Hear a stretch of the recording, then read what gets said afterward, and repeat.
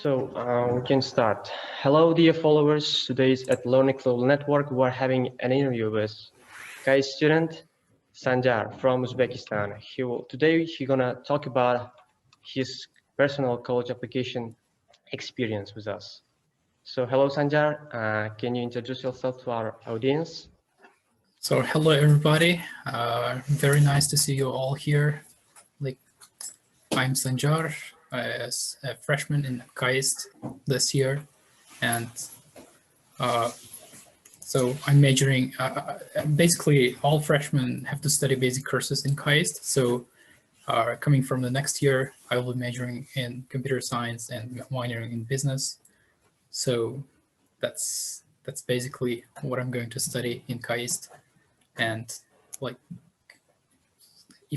and we are here today to share some of my experiences to get admitted to KAIST, and if there are any prospective applicants, this can be very helpful, especially for students from Uzbekistan, because the experiences I've gone through to get admitted to KAIST can be very similar for yours. So welcome, everyone. Yeah, exactly. It will be very beneficial. It will be very crucial for them.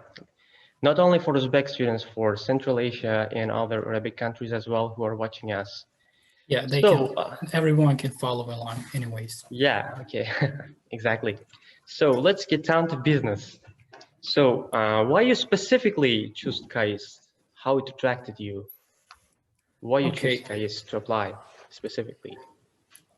Well, honestly, the KAIST was the best university I got admitted to. It offers full scholarship for international students. We can talk about that later, of course. I mean, specifically about KAIST scholarship, and when you look at the mission of the university, it looks like my mission to study at a university will converge with the mission of KAIST, which means KAIST should be the university that's looking for students who have passion for technology and who have passion for science and technology. And I share the same interests. That's why the dreams will converge. The mission will converge.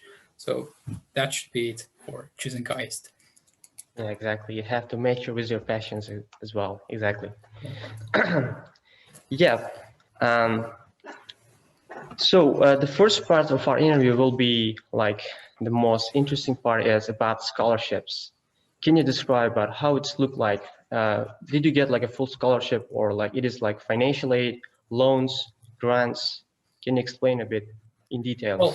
Well, KAIST is a science and technology university in South Korea, and this university is public university, which means that most of the funding comes from the government, not by other things, including students' tuition that they pay for the university. That's why KAIST is very much generous for international students. They provide almost all international students with their scholarship. There is only, if I'm not mistaken, there is only 2 scholarships, and only one which is specifically offered by KAIST, which is called KAIST Scholarship. Of course, this scholarship covers your tuition fees, as well as you can be granted with a monthly stipend. That's what the KAIST Scholarship includes, and the process is pretty much deed blind. That's why I'm referring to the KAIST Scholarship as the generous scholarship. And what it means is that your application to, when you ask them for a scholarship, your chances of admission will not be decreased. It has no effect. It doesn't hurt your chances of getting admitted. So it is need blind, not need aware. Yes, completely need blind. So those of you who are planning to KAIST, and as far as you find that you cannot pay towards tuition, you'll be asked either your bank account or the income statements of your parents, as long as you submit them, and those income, I mean, annual income of your parents is it cannot be your parents will not be contributing to your tuition and living costs in KAIST. They can they will offer you the scholarship, so you can study on scholarship there. Yeah, they will pay for your tuition fees, room and board, like your living cost, like, everything. Yeah, it's like the annual tuition and fees. Overall tuition and fees is $11,200, which is not too much expensive compared to other American universities. But as I've said earlier, this is publicly funded, I mean, government-funded university, but if you still want to get that scholarship, you can apply. And scholarship includes tuition fee waiver and national health insurance. Your national health insurance fee will be waived, and then you will be granted with a little bit more than $300 per month. That's exactly 350,000 won, Korean won. And you've got to contribute that stipend to your room and board. It's basically cheaper to stay in the dorm, and you can, like, it basically covers you everything. Yeah, the only thing you have to study. Yeah, you've got to study, especially there is a policy that is pretty much similar to other American universities in which you have to retain a certain GPA, because the scholarship will be given for 1 year, one academic year, and you've got to study hard. You've got to retain some GPA which has the threshold 2.7. So it's not that difficult, because KAIST scholarship works pretty well. It doesn't, as long as you work hard, you will not be losing it. Yeah. In order to keep your scholarship, you have to maintain like particular GPA. Exactly. Yeah. Okay, let's get down to another part. So it is specifically application part. So right now, Sanjar will screen share the file where he will be talking about all the in details, I mean, college application part of KAIST. So he will be explaining everything, like how to fill extracurricular parts, honors part, essay parts, how you wrote from his own experience. So right now you can share your screen, Sanjar, and explain. Okay. Before that, there is a little announcement for you guys, and for those of you who is interested in applying for KAIST, applications for regular decision is still open till January the 10th or around 8th. Oh, yeah. Okay. It will rise 1 or 2 days year by year. So. Yeah, in 15th is for recommendations, deadline for recommendation. Yeah, that's good.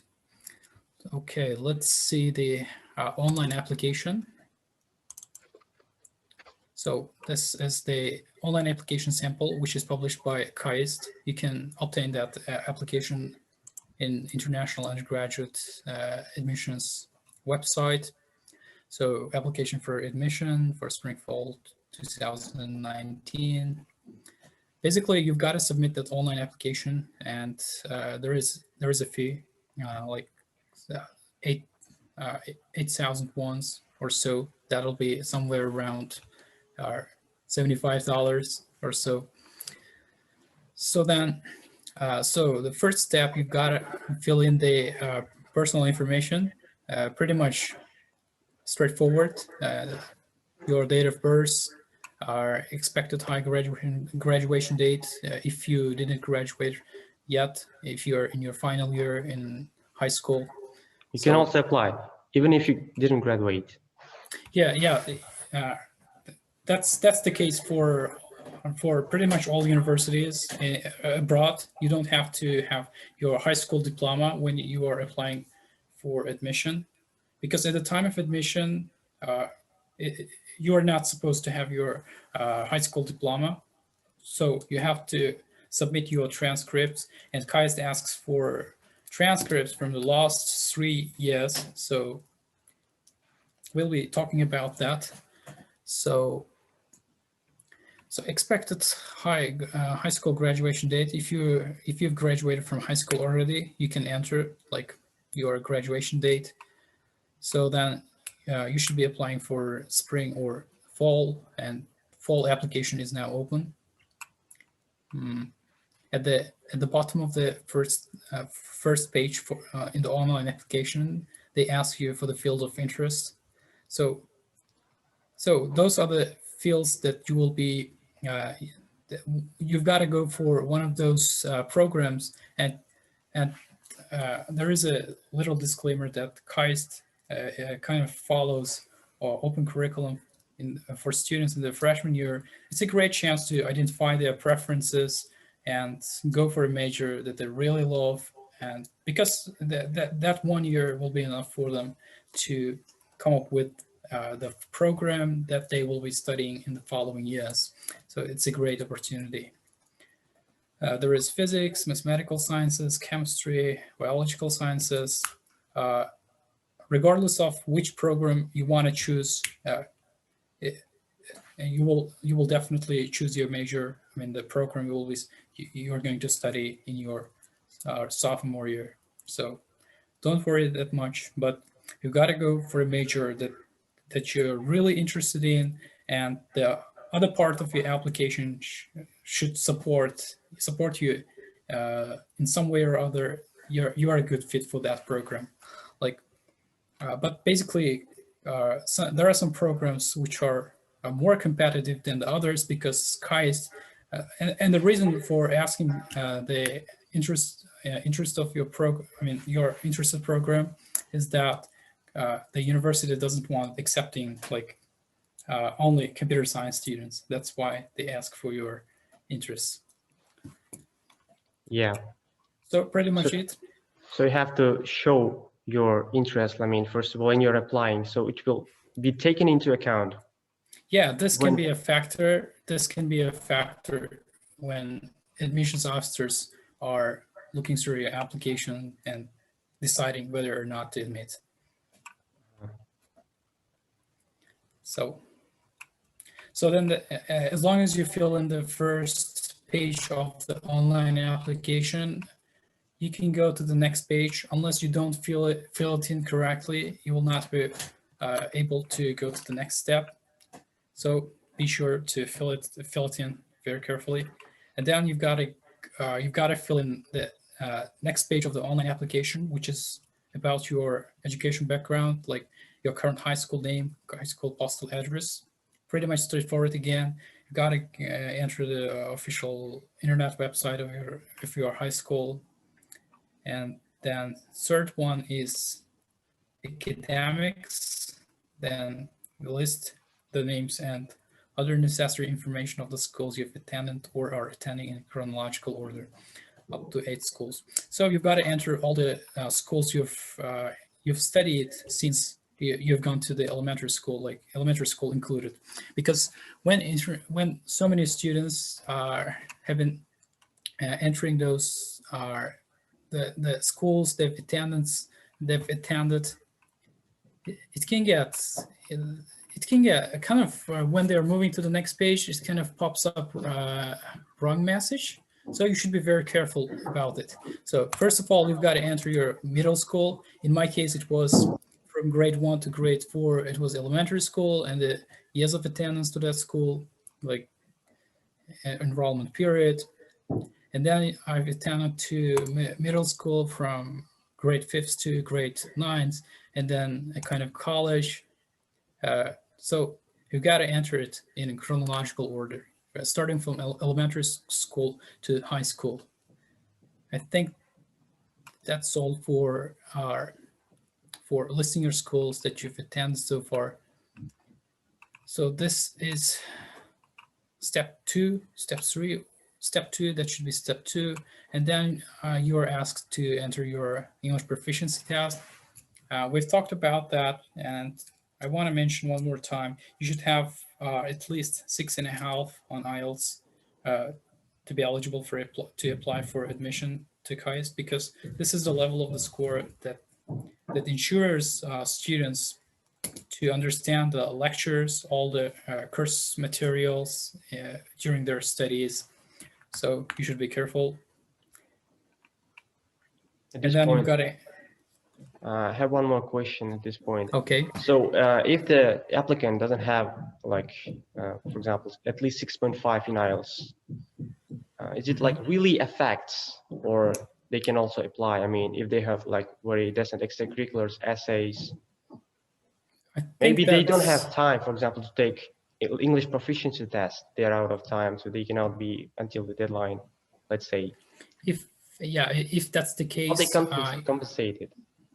Yeah, if that's the case, you should definitely write to the undergraduate international admissions office, and then ask them and ask your question that you had no time to take your IELTS again, but you'll definitely meet that criteria. But most probably, this should be the strict threshold for your English proficiency test, and you will be exempted only if you graduated from a school where the main language of instruction was English, or you're a native speaker, unless. What about like waiving with your SAT reasoning, for example, if you have particular score in English section? For example, we heard that in American universities, they kind of waive if you have particular score in English part of your SAT. Yeah, there are some liberal arts colleges in the United States that waive your English proficiency test based on the evidence-based reading and writing score on the SAT, but I'm not sure that KAIST have such policy. So, you have to take you definitely have to look at the guidelines. I mean, application guidelines of KAIST. They've got so much straightforward information on that, but I haven't seen that part when I was applying. But this year, applicants are lucky. So KAIST doesn't require English proficiency test or SAT, so they can apply without them. That's great. That sounds great. But they strongly recommended to send them. Yeah. So they prefer applicant with the English proficiency test or SAT than who doesn't have. So it significantly increases its chances to get admitted. Yeah, that's one more information that prospective applicants should consider. Yeah, exactly. And the next thing they've got to write is extracurricular activities. I'm not here to only shed light on the required things that KAIST asks you for, but I'm going to share my own experiences along the way. And this is where the importance of my own, importance of what I have written on the application comes in. Like extracurricular activities, you got to list up to 5 items to your extracurricular activities. I've wrote 5 extracurricular activities, which is already given in the description of the YouTube video, or in the Telegram channel, Instagram channel. Have a look at that. Have a look at those channels, and so your extracurricular activities should somehow be linked to the program you're applying to. You should have 1 or 2 extracurricular activities, and that was what I did. So a period from to, like, if you're writing about an activity that you are truly immersed in, you should have participated in that activity for so long, like 3 years or 4 years, not like 2 weeks or 20 weeks. That's exactly what you need to consider here. So extracurricular, so you gotta list your 5 extracurricular activities in the order of importance to you. Work experience, if you have any kind of work experience, you can list them here. Unlike American online, unlike Common App or Coalition App, through which you can apply to American universities, the KAIST online application have work experience section, and you can list all of your work experiences in the order of significance to you. You can list your professional work experience here. It What can I- also will be taken into account. Definitely. Mhm. Yes. So you have to Like- describe what type of work you did in that work specifically. Okay. As far as I remember, I kind of entered my internship in an IT company here, and that position was an internship type of work was internship. I don't remember clearly. Position was software engineer, type of work was internship, and those interns are not paid that much, but still, it's good to enter, and it showcases your abilities to code. Like you should have some basic idea about coding. Like for the second one, I think I didn't fill in all those 3 sections because I had only one work in the past, so those were paid jobs that I did. What really separates work experience from extracurricular activity is that work experience is mostly paid, and extracurricular activities is what you do outside of your school or outside of curriculum, like in your school. So then the seventh requirement you've got to submit is Scholastic assessment tests. It is called Scholastic assessment test, by the way, after 2016 when SAT was redesigned. You've got to enter your SAT reasoning test if you have that test, but it's not a strict requirement in KAIST to submit your SAT reasoning test because a lot of students got into, a lot of my classmates got into KAIST with only SAT subject test scores. They place so much significance on SAT subject tests rather than SAT reasoning test because KAIST is a science and technology university. You will be studying a lot of STEM subjects in your during your time in KAIST. That's why those are your scores from those STEM subjects is of great significance for them. And SAT reasoning test is not that important for them, and that's a good intuition. So this is what really separates KAIST from American universities. Like, even though our KAIST follows pretty much the same procedures when getting students admitted, when accepting students, they've got one distinction when it comes to your standardized test scores. Yeah, and what is your recommendation? I mean, how many subject tests they have to take? I mean, at least like recommended strongly.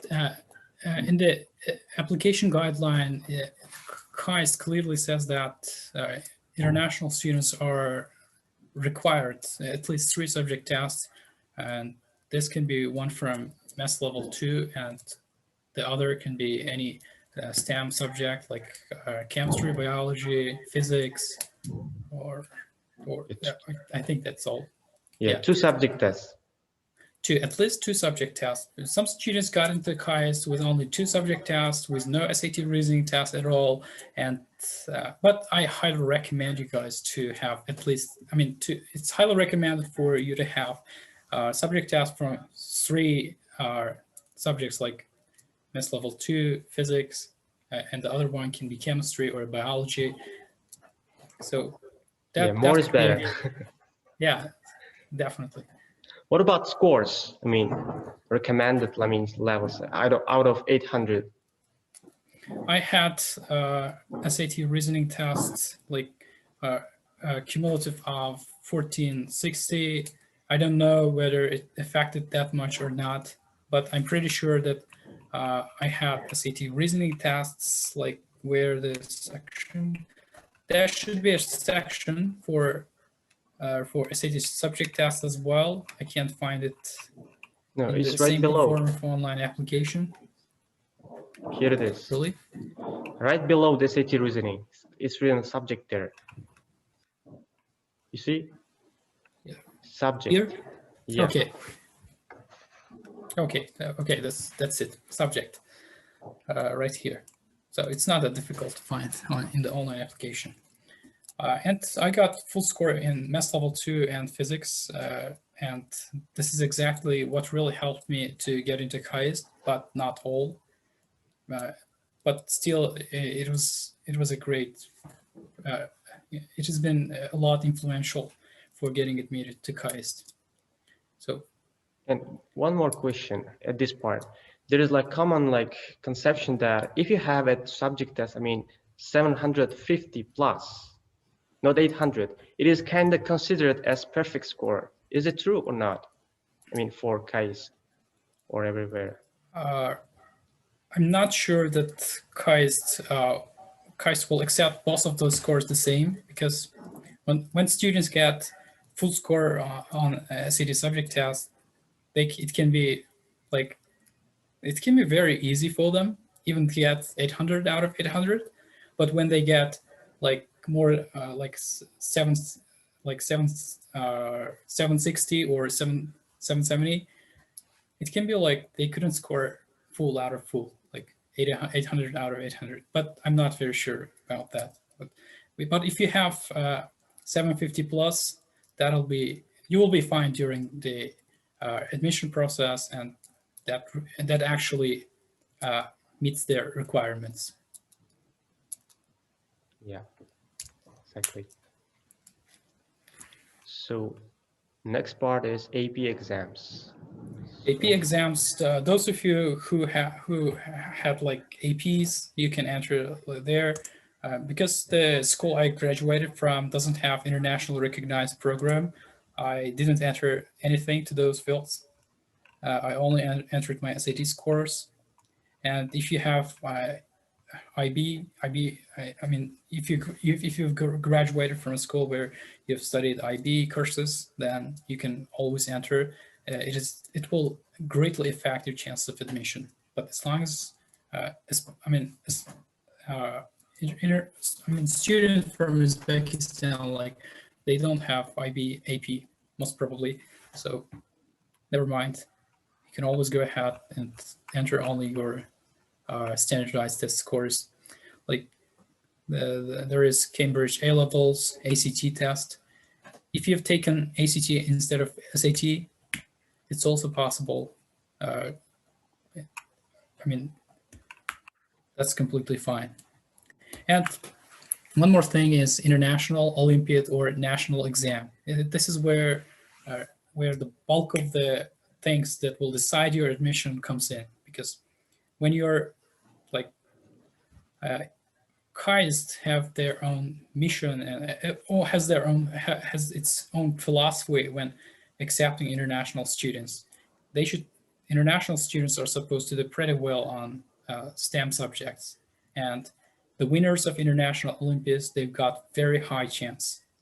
There are, for those of you who are not familiar with international Olympiads in high school, there are 5 Olympiads from 5 STEM subjects in high school. If you've got at least bronze medal, all of your SAT scores, ACT scores, SAT subject test scores will be waived. You don't really need to submit those scores. You will need to have at least bronze medal. Medal in general.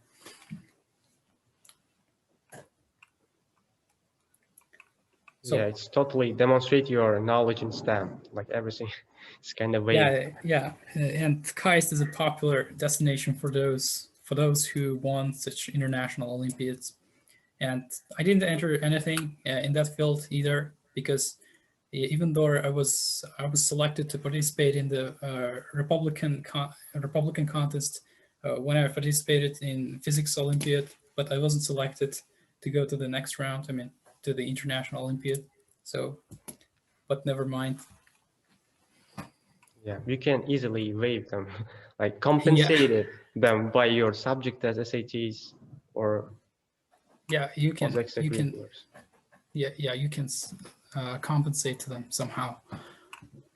Honors and awards. Honors and awards poses some difficulty for some students because it's a little bit different from the one you report in your common application. Well, and the common distinction is that you will need to enter the issuing institution, the title of your honor, and the website that issued you that honor, and you've got to enter the email. Most probably, KAIST admissions officers will be connecting with the issuing institution and ask whether or not the honor you got is authentic. So in this part, if the admissions officers are kind of leery of that honor that you've achieved, they can always give a call or email. So, and you've got to upload the scanned copy of your honor. That's what really separates KAIST online application from other platforms. So unlike other platforms where some students will write something nonsense, but in this place you really have to enter the real certificates that you got. So there is no other way. So you have to prove it. Yeah, you've got to have the proof. What about this explanation part? Like, is it like Explanation. important to explain, like, how was it significant for you, or it is just? Of course, you've got to list 5 honors in the order of significance to you, and it's to your advantage if you describe your honors in a very clear and concise manner. And name of the institute, you've got to enter the name of institutions, and the the reputation of the honor you get will be considered. Like if you only enter those honors that nobody cares about, it's in no position to help you anyways. So Yeah, because case admissions may not know some of the like competitions in the world, like for example, that's why you have to describe them. yeah, Like. that's exactly what I did. Like when I got an honor from Republican stage of the contest, National Physics Contest, National Physics Olympiad, I clearly showed, I clearly described what it looks like, and this is the Olympiad that is administered by the public education in Uzbekistan. So the reputation of those honors should be clearly described. So you can list up to 5 honors. If you don't have 5, you can always enter less than that, like 3 honors or 4 honors. It's completely up to you. But it's a good idea to fill in all of those 5 honors. Even if your 5th honor is not that significant, you can still showcase that during in this part of the application. So then the next thing goes to the writing part. Yeah, and this one of the important parts. Yeah, because some of my classmates says that their friend didn't get into KAIST because of neglecting writing. Neglecting writing. They didn't write good essays, and because KAIST not only looks for international students who have passion for technology and science subjects. They also look for students who have the potential to cooperate within the context of the school, and they don't want to end up admitting only nerds. Imagine like how boring community they can form without those personal statements. So that's where writing part of the application comes in. Please describe your dream and the efforts you've made so far to achieve, future plan for it.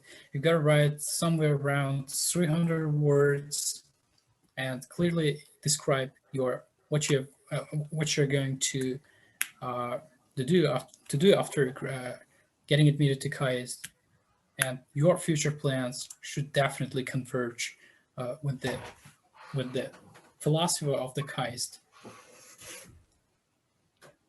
Yeah, you have to definitely research website, every social medias in order to know what is like KAIST looking for, how kind of students they're looking for. What you specifically wrote in this case, do you remember? I mean, not like exactly, or because I kind of lost my essays that I've written in that online application. I basically remember what I've written. Okay. So please describe your dream and the efforts you've made so far to achieve it in your future, plan for it. So I've written about my future plan, which is to become an AI, to become an entrepreneur in the field of computer science, specifically AI. So, and so your future plan for it. And I listed some reasons how KAIST is going to help me to make my future dreams come true. So these are basically what I've written in question number 1. And I also mentioned that I'm very much open for cooperation in KAIST, because KAIST only admits students who can handle rigor of the curriculum, and especially students who have interest in science and technology, like-minded students. I'm going to cooperate with them, and this is how I can really achieve the things that I've set for myself. So then the next question number 2. Please write the personal statement with a focus on what you learned and felt during extracurricular activities, meaning and devoted yourself in high school. You've got to be very much specific here, because you've got only 200 words, not that much, and you've got to be as specific as you can. Especially admissions officers pay attention to whether or not your essay is unique to you. Like if you're writing about some general statements, it's not gonna work for your advantage. The things that you are really involved in should have some specific statements, like what you really did. This is exactly telling a story. When someone tells a story that actually happened, it sounds like they really participated in that specific event. Like they've got to be very much specific. and realistic as well, yeah. Yeah. And what I wrote in that question number 2 was that once I cooperated with the contestants of Olympiad, and we from entire the district, they came from entire district, and we really much cooperated with them, and I somehow listed the accomplished the things we've achieved at the end that we wouldn't have been achieved if we didn't cooperate. So this was basically it. Yeah, teamwork is dream work. Yeah, exactly. So then the next question number 3. Please cite any cases in which you thought or made attempts in ways different from those of others, and describe how such ideas or attempts affected you and people around you. I'm kind of hesitant to to talk about that part of the essay, because in that place I came very honest with my education. Like I really talked about how I didn't want to study at a university in my country, even though being admitted with scholarship. So this is what I wrote about. Again, you've got 200 words, which is too less. Be specific. So question number 4. Please cite any cases in which you practice consideration, sharing, cooperation, conflict management. Describe what you learned from during the process. Again, you've got to shed light on the experiences that you had. Specific experience that you had in the past. and write about that. And the last essay, which is optional, but I highly recommend you to write if that applies to you. Please write if there is any other information you would like to tell us regarding your family, social background, or difficulties you had to overcome in the past. I wrote like 150 words essay here. So if there is anything that you want to write, you're always welcome to do so in this part. Yeah, if you wanted to add something new from you, like, have to definitely add. Okay. If you guys have any questions, you can always write to the live chat and I'll be answering your questions right away. But like when it comes to my suggestions, I can give them at the end because I haven't finalized the online application parts that you've got to fill in. And then there is a field called like this. Recommended letter remains strictly undisclosed. It looks like a FERPA rights that you will sign in common application. You got to sign and enter the email and some information of your recommender. KAIST only asks for only one recommender, write their recommendation on the behalf of the student. So your recommender have to fill that part. Yeah, at the end of the online application, you've got to enter the basic email. You've got to enter the email address of your recommender and some basic personal information of them, like their name, and then KAIST automatically submits the link for your recommender, and the recommender will open up their own account and write. Do some evaluations of the student and write the letter of recommendation. Yeah, exactly. It is like recommendation part will come after the submitting your application. I mean, after paying the application fee part.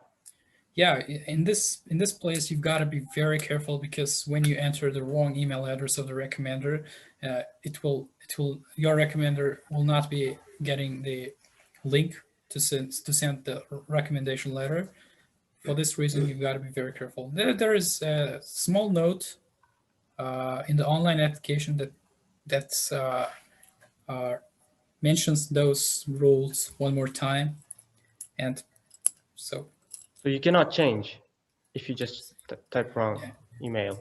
And there is I actually entered the wrong email address of my recommender. And then what I did really was that I called the admissions office and it was the day before it's due, and it was very challenging for me to get through them because admissions office will be getting so many emails and phone calls at the time of near the admissions deadline. So I finally come through them and tell them it was the wrong email address of my recommender. Please submit it to the correct one, and then they did it. So I asked my physics teacher to write a recommendation letter for me because she was the one that I worked more closely than any other teacher in my high school. So because I participated in physics Olympiads in my high school, she was very much consent to write an application for me, and I translated the teacher kind of translated the letter of recommendation or by the help of the English teacher, and accompanied the English translation was accompanied by the original one and then submitted to the admissions office.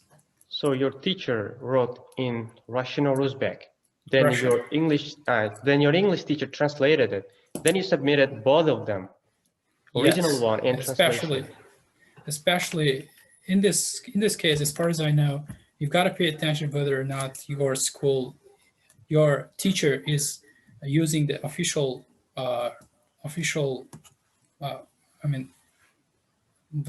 There is an official stamp. Official stamp, and there is official which is so-called blanka in Russian. Blank, yeah, official form, Blank. which are given by your Official form school, of, just given.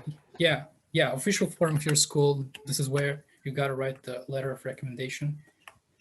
Yeah, exactly. And pay attention whether or not your recommender is submitting that recommendation letter with the official school email address. Like, it shouldn't be like unofficial email addresses like gmail.com or something like that. What if your school doesn't have any specific email, I mean official, besides like Gmail ones? Because like in Asia and not developing countries, like in most of the schools, they don't have such a system yet.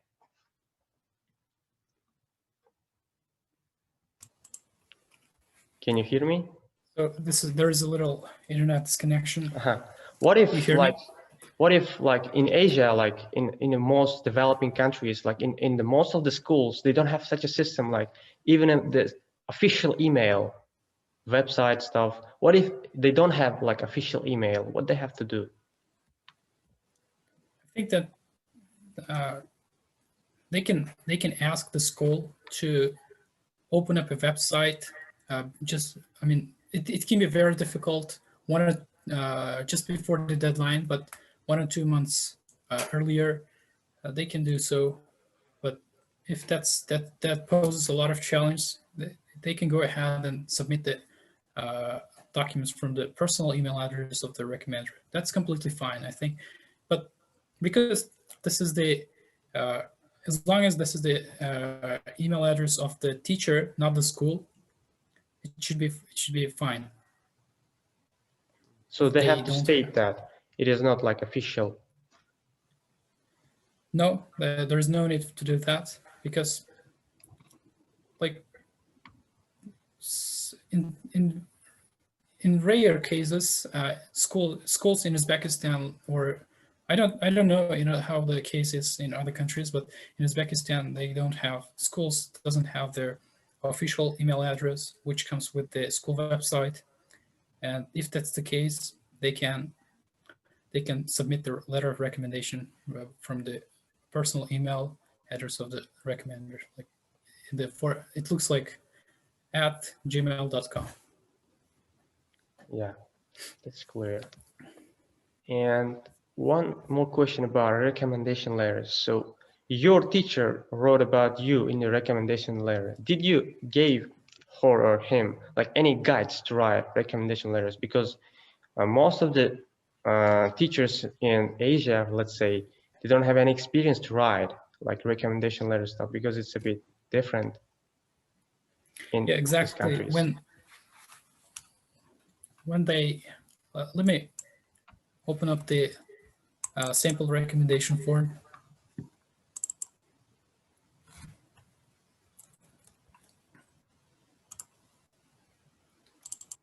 So this is the sample recommendation form, which is again published by the Undergraduate Admissions Office of KAIST, letter of recommendation.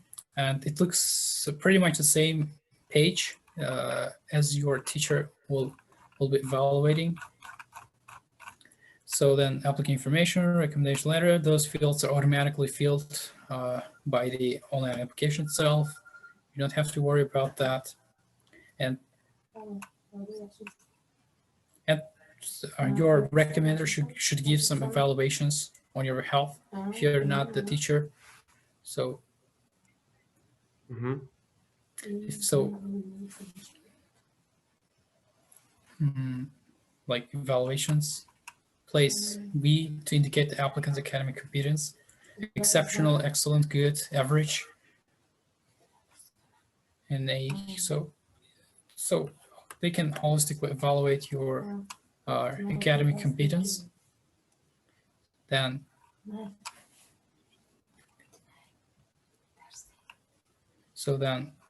the next section is character and personal relationship. That's pretty straightforward, right? Providing information. Yeah, this is where your recommender should write their letter of recommendation. Describe any incident that may influence on applicant's character and interpersonal relationship, no more than 250 characters. This is where applicants should write, your recommender should write the letter of recommendation. So it is only 250 words, only one essay. I mean, recommendation letter. Provide any information invalidating no more than. Okay, there are actually two places to write the letter of recommendation. One is a small page, which is no more than 250 characters. They can write in a pointing scale, which means bullet points, because no more significant information can be written in other ways. So it's highly recommended to write in pointing scale, bullet points.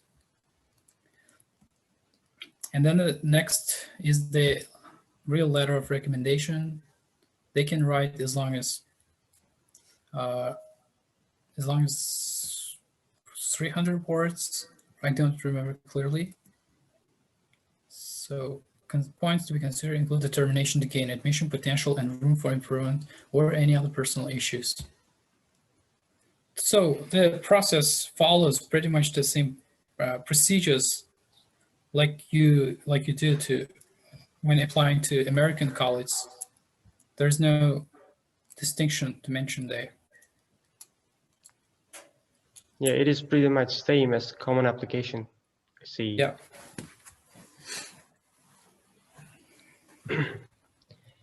Yeah. And so I'm going to stop share right here.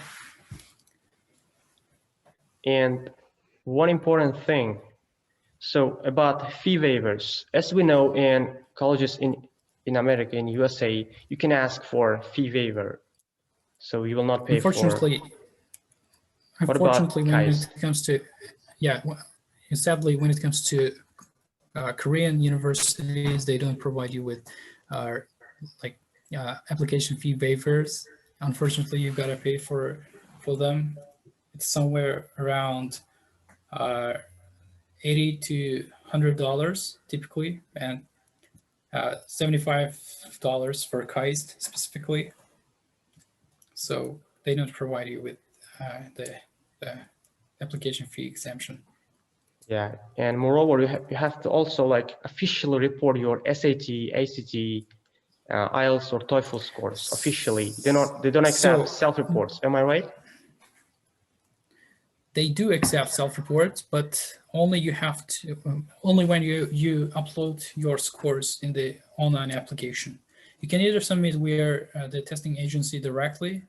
It takes somewhere around 2 weeks to reach out to KAIST, make sure that it reaches out to the university before the deadline.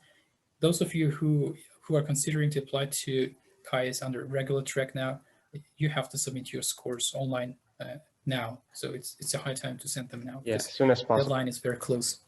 Yeah, but if you don't want to spend money on that, you can always upload your scores to the online application. If you get admitted, then you have to officially report. Of course, yeah. You've got to send it via the testing agency anyways. Then there is also one more thing. If you submit your scores online, you don't have to report it in the online application. It kind of messes up the process. And in the online application, they ask whether or not you're going to report it online or you're going to report it in the online application itself. So if you check the testing agency, directly from the testing agency box, you shouldn't be entering your scores there. Yeah.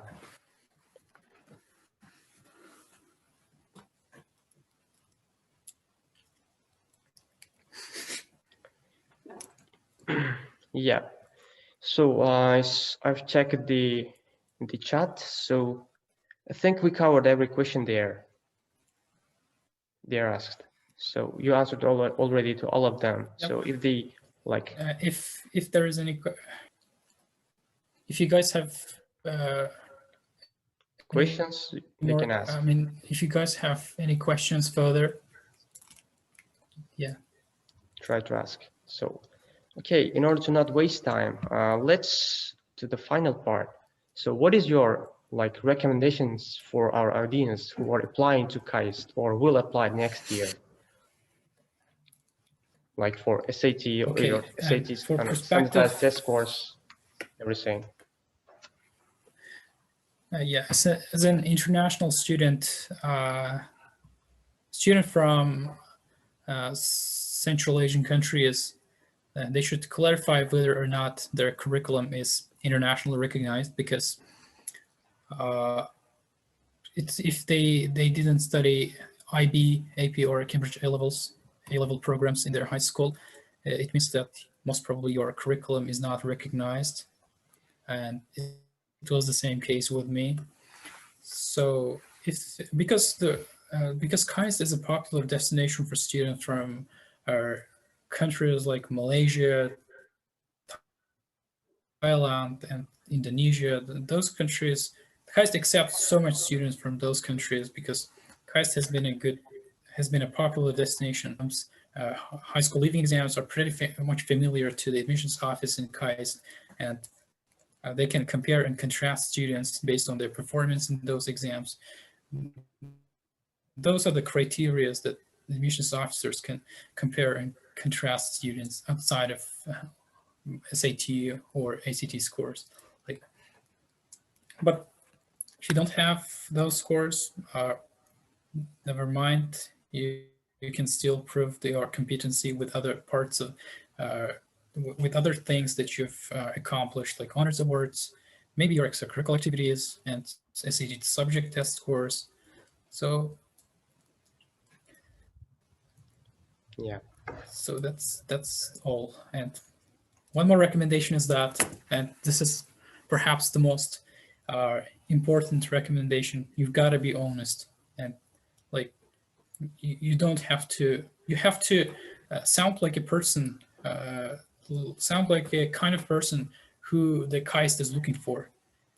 And you've got to be pretty much honest in the application. And this is what universities like KAIST is looking for.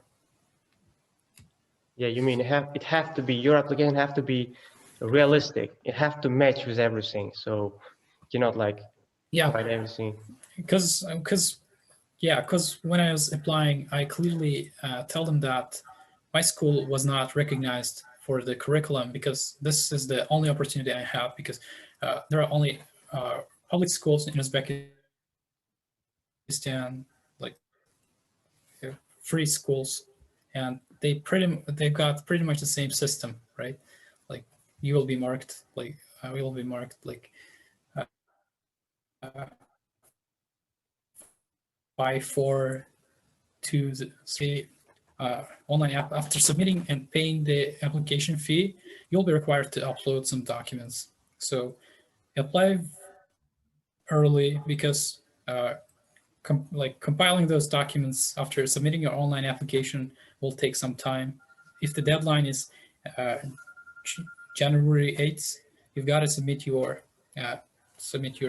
online application before January the 5th. It's highly recommended to leave somewhere around 3 days before the deadline, because submission of those documents will take up some time. You're definitely asked for the income statements of your parents and school profile, of course. This is the profile where all information about your school will be entered. You've got to consult with your school counselor with school profile. If your school doesn't have a school profile, you can ask them to write one for you, because it's critical. Like grading system in your school and some statistical information, like how many students are getting into higher education institutions and what are the top schools that the graduates of your school is studying or have studied before. Yeah, exactly. That's basically all. If you have any questions, you can Yeah, still like ask. we have like more like a bit important questions which left. I forgot about to ask about them. So you Okay. applied to late application, the last application, which is the hardest Yeah, I've track to get admitted.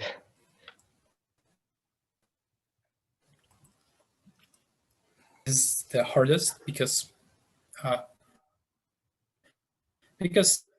the KAIST doesn't specify the number of students they want to admit per each year. That's why most probably they admit based on the rare competency of those applicants. And I'm not pretty sure, but KAIST accepted somewhere around 100 international students this year. And it should be basically somewhere around 100 for each year. So if they fill in the application, applicants pool with in early and regular track, you'll get challenged because they will excel. I mean, they've got to reject so many deserving candidates in the late track. I'm not exactly sure about how things will happen inside. Behind the doors of admissions office. So it's recommended to apply to early or regular track to be secure. Yeah, as early as exactly. possible. And yes, maybe in the coming few years, you will be interviewing some admissions officers as well, and yeah, we hope so. They can give us a clearer picture of how they admit students. This is how I got admitted and the experiences I had to get admitted to KAIST. Yeah, it was very great interview. It was very informal, beneficial for our audience. Thank you very much, Sanjar, to have an interview with us. Thank you really much. Thank you. Thank you so much for inviting me. I'm very happy if I could help some prospective applicants to KAIST. So I can't wait to see you guys in KAIST. Yeah, exactly.